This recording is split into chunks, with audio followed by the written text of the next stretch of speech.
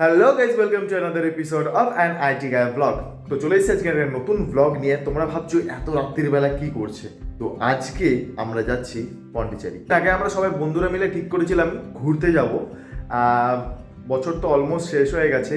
কালকে ছিল 25শে ডিসেম্বর, মানে ক্রিসমাস। তো আমরা সবাই মিলে ঠিক করি যে বছরের শেষে আমরা ঘুরতে যাব। তো কোথায় হব? ঠিক হয় আমরা যাব হচ্ছে পন্ডিচেরিতে। তো প্রত্যুষ যাচ্ছে কলকাতা থেকে, আমার রুমমেট ছোট, ও যাচ্ছে ব্যাঙ্গালোর থেকে ওর একটা বন্ধুর সাথে, আর আমি যাচ্ছি হায়দ্রাবাদ থেকে। তো তিনজনে তিনটে সিটি থেকে আমরা সবাই মিলে যাব হচ্ছে পন্ডিচেরি অ্যান্ড গিয়ে মিট করব। ঘরের অবস্থা প্রচণ্ড পরিমাণে খারাপ হয়ে রয়েছে। এখানে হচ্ছে আমার যেগুলো পড়ে যাব সেগুলো রেডি করেছি, এখানে ব্যাগটা গুছিয়ে রেখে দিয়েছি, আর এখানে জাস্ট কালকে সোফার মধ্যে ঘুমিয়ে পড়েছিলাম, কালকে আর রুমের মধ্যে যাইনি। কালকে রেডি হয়ে গোছাতে গোছাতে ঘুমোতে হয়ে গেছে অলমোস্ট দুটো। জাস্ট এখন বাজে হচ্ছে 3:50। 1 ঘন্টা 1.5 ঘন্টা মতন ঘুমিয়েছি, ঘুমিয়ে উঠে গেছি। কারণ জানি যে যদি একদম ঘুমিয়ে পড়ি তাহলে হবে না।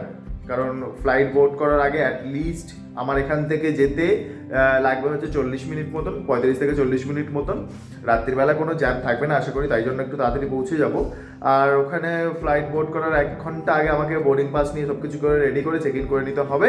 তো তাই জন্য 4:15 সময় ক্যাব শিডিউল করা রয়েছে। 4:15 থেকে ওই মোটামুটি আশা করি 5টার মধ্যে ঢুকে যাব। সো এখন রেডি হয়ে দাঁড়িয়ে রয়েছি, ক্যাবের জন্য ওয়েট করছি। ক্যাব আসবে, দেন বেরোবো।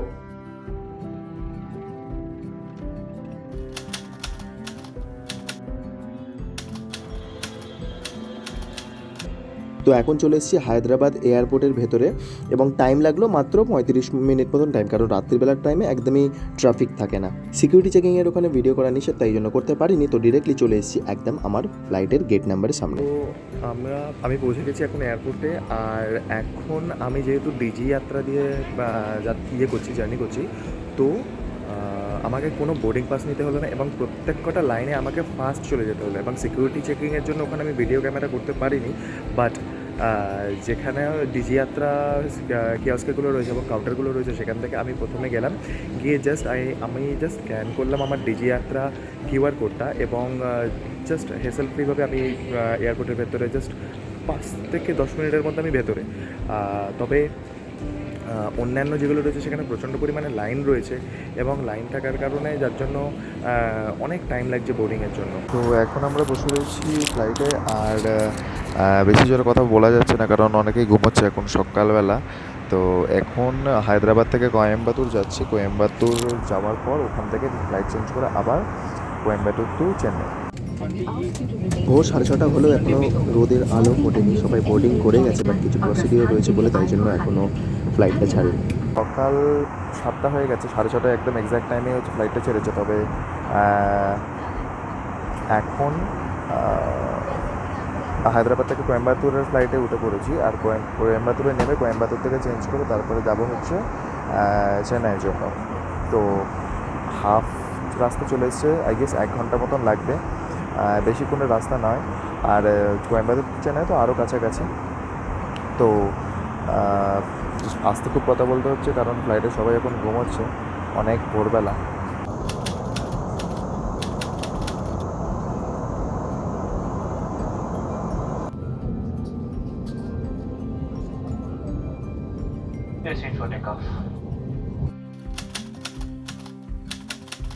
তো এখন বসে রয়েছি কোয়েম্বাটুর এয়ারপোর্টে।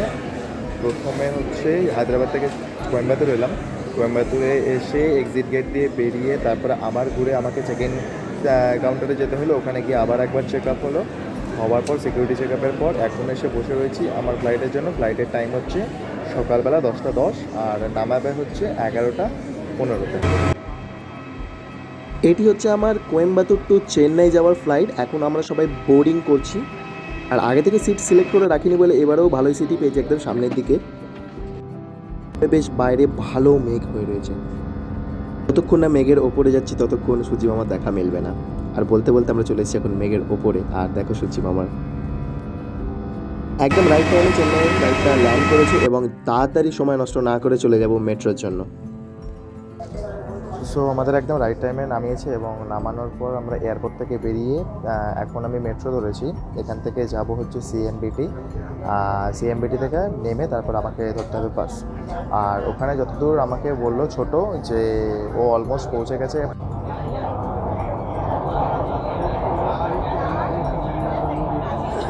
আমাদের ফ্লাইটটা একদম রাইট টাইম ছিল। তারপর ওখান থেকে বেরিয়ে একটা সবথেকে বড় সুবিধা হচ্ছে যে চেন্নাই এয়ারপোর্টের সাথেই হচ্ছে চেন্নাই মেট্রোটা যেটা রয়েছে সেটা কানেক্টেড। সো আমাকে বাইরে যেতে হলো না, আমি এয়ারপোর্ট থেকেই হচ্ছে মেট্রো পেয়ে গেলাম এবং মেট্রো নিয়ে আমি যাচ্ছি এখন সিএমবিটি মেট্রো স্টেশন। সেইখান থেকে বেরিয়ে যাব হচ্ছে বাস স্ট্যান্ড। চলে এসেছি সিএমবিটি মেট্রো স্টেশন আর এখান থেকে যাব হচ্ছে বাস স্ট্যান্ডের জন্য। বাট আমি এক্স্যাক্টলি জানি না যে কোথায় যেতে হবে। বাট তার আগে হচ্ছে একটু কিছু খাবো, দেখি বাইরে কোথাও দোসা বা কিছু পেলে খেয়ে নেবো। ছোটোরা অলমোস্ট পৌঁছে গেছে, হয়তো 1 ঘন্টা বলেছিল আমার জার্নি, ওর বাকি রয়েছে। আমি তো আধা ঘন্টা অলরেডি জার্নি করে নিলাম। সো দেখি, তেলেগু তাও কিছুটা বোঝা যায় কারণ ওখানে এতদিন থেকেছি।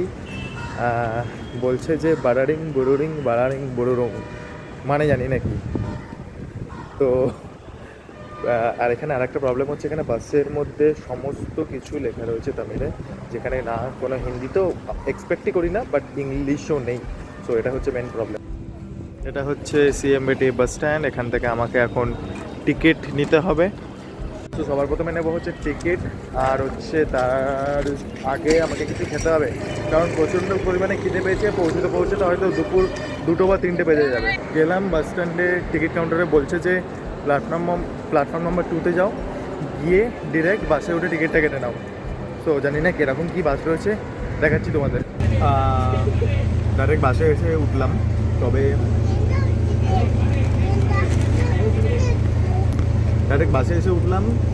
বলছে তো এটা পন্ডিচেরি যাবে।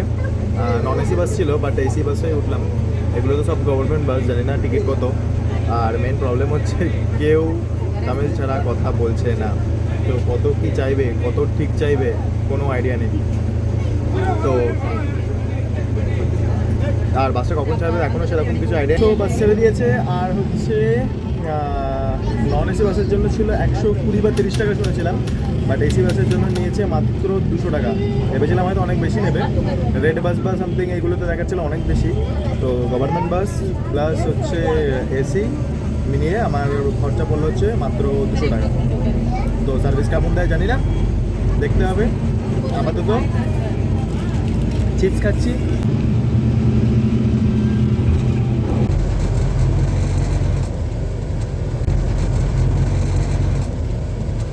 এখন বাজে হচ্ছে 3:50। বাসটা মাঝখানে দাঁড়িয়েছিল ব্রেকের জন্য। সবাই হচ্ছে ওয়াশরুম ইউজ করবে বা যারা যারা লাঞ্চ করতে যায় তার জন্য 3:30 নাগাদ দাঁড়িয়েছিল। অলমোস্ট আর 20 কিলোমিটার মতন বাকি রয়েছে। তো জানি না কত পৌঁছবো, কারণ যে রাস্তাটা দিয়ে আমরা যাচ্ছি সেটা হচ্ছে সিঙ্গেল ওয়ে, একটাই রাস্তা যেটা দিয়ে আসছে আর যাচ্ছে, কারণ রাস্তা পাশে তৈরি হচ্ছে। আর তোমাদের এক্ষুনি দেখালাম যে ব্যাক ওয়াটার কেরালাতে না, শুধুমাত্র এখানে তামিলনাড়ুতেও রয়েছে ব্যাক ওয়াটার। বাস ঢুকে গেছে পন্ডিচেরির মধ্যে। তো কন্ডাক্টরকে জিজ্ঞেস করলাম, উনি এসে বললেন আমাকে যে সামনে এসে দাঁড়াও। আর চলে এসেছি আমরা এখন পন্ডিচেরি বাস স্ট্যান্ড। ফাইনালি এখন পৌঁছলাম হচ্ছে পন্ডিচেরিতে। বাস নিল হচ্ছে 5 ঘন্টা টাইম। 12:30টায় উঠেছিলাম। 5 ঘন্টা না, এক্স্যাক্টলি 4.5 ঘন্টা মতন নিয়েছে। 12:30টায় বাসে উঠেছিলাম আর এখন বাজে বিকেলবেলা 5টা। তো এখান থেকে যাব হচ্ছে আমাদের গেস্ট হাউসে। ওখানে তো আমার রুমমেট ছোট, ও অলরেডি পৌঁছে গেছে। আর প্রত্যুষ যে কলকাতা থেকে আসছে সে এখনও পৌঁছয়নি। তো একটা জিনিস যা বুঝলাম, এখানে হচ্ছে অটোদের রাজত্বটা একটু বেশি। কারণ মাত্র 1.8 কিলোমিটার আমি দূরে রয়েছি, চাইছে 250, 300, 200 যে যখন পাচ্ছে চাইছে। কোনো ফিক্সড সেরকম কিছু নেই, দরদাম করতে হবে। এবং আমি এক্স্যাক্টলি জানি না কতটা ভাড়া হয় এখানে, মানে 2 কিলোমিটার যাওয়ার জন্য বা 2 থেকে 3 কিলোমিটার যাওয়ার জন্য। তো বলছে 200 টাকা দাও, নাহলে হেঁটে যাও। আর উবের র্যাপিডের জন্য ট্রাই করলাম, কোনো রাইডার অ্যাভেলেবেল নেই।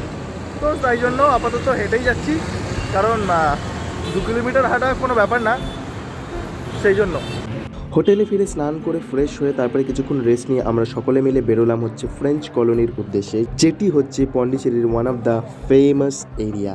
এখানে সমস্ত বাড়ি ঘর গলি গালা সব কিছু একদম ফ্রান্সের আদব কায়দায় তৈরি।